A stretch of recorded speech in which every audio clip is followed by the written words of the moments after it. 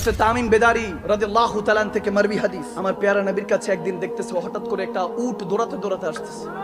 বুখারীতে এসেছে নবীজির কাছে আসার পরে ওই উটটা বৃদ্ধ ছিল, বুড়া উট আর কি, দৌড়াতে দৌড়াতে এসে নবীজির পিছনে দাঁড়ালো। আলা হযরত ইমাম আহমদ রাজা খান আলাইহি রাহমাত তিনি এটা তেনার কিতাবের মধ্যে উদ্ধৃত করেছেন। তিনি যেভাবে বয়ান করেছেন এই হাদিসটা আমি ওভাবে বয়ান করছি ভাইরা আমার। যখন তিনি বললেন যে আমার পেয়ারা নবীর কাছে ওই উটটা চলে আসলো, দেখা গেল ওই উটের মালিক কয়েকজন দৌড়াতে দৌড়াতে আসলো। আসার পর উটটার কানে কানে নবীজির কি জানি বললেন নবীজির কাছে। তখন ওই উটের মালিকরা এসে বলছে, ইয়া রাসূলুল্লাহ, উটটা আমাদের, যদি দিয়ে দিতেন তাহলে নিয়ে যেতাম। বলতেছে, তোমরা এই কেন উটের উপর জুলুম করবা? উট তো আমার কাছে নালিশ দিয়েছে। সুবহানাল্লাহ।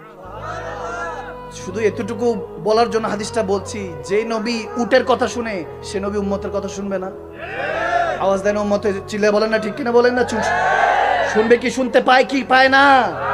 ওয়াল্লামাকা মা লাম তাকুন তাআলাম ওয়া কানা ফাদলুল্লাহি আলাইকা আযীমা। কোরআন খুলে দেখেন, তাফসীর পড়ে দেখেন। আমার আল্লাহ বলেছেন, আমি যাকে ভালোবাসি তাকে আমি সব জানিয়ে দেই। আমার নবীকে ডান হাত তুলে লেবাসের যুবকরা বলো, আমার নবীকে আল্লাহ ভালোবাসেন কি বাসেন না? আওয়াজ দিয়ে বলেন, বাসেন কি বাসেন না?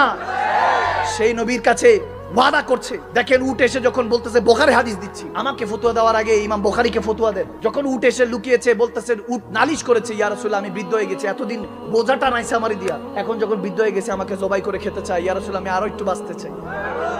আল্লাহু আকবার বলেন না সুবহানাল্লাহ।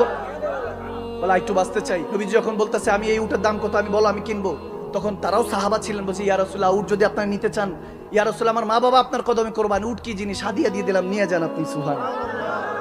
বলতেছে না, বলো প্রাইস কত, এটা দাম কত? তো ওই সময়কার কোথাও এসেছে 60 দিনার, কোথাও এসেছে 50 দিনার, কোথাও এসেছে 100 দিনার। বলে এত টাকা ইয়া রাসূলুল্লাহ, বাজারে বিক্রি করলে হয়তো বা পাবো। তখন হযরত বেলাল ছিলেন, সালমান ফারসি ছিলেন, হযরত ওমর ইবনে খাত্তাব শেরে খুদা মাওলা আলী ছিলেন, সবাই দাঁড়ানো।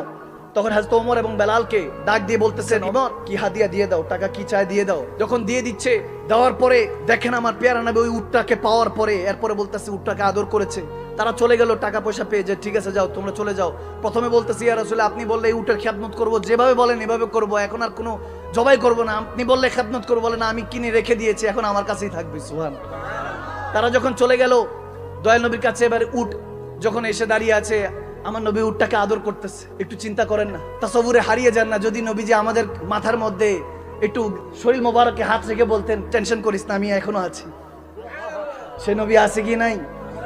আন-নবী আওলা বিল মুমিনিনা মিন আনফুসিহিম, কোরআনের কথা। আমার নবী মুমিনদের জানের চেয়ে নিকট। সুবহানাল্লাহ পড়েন না?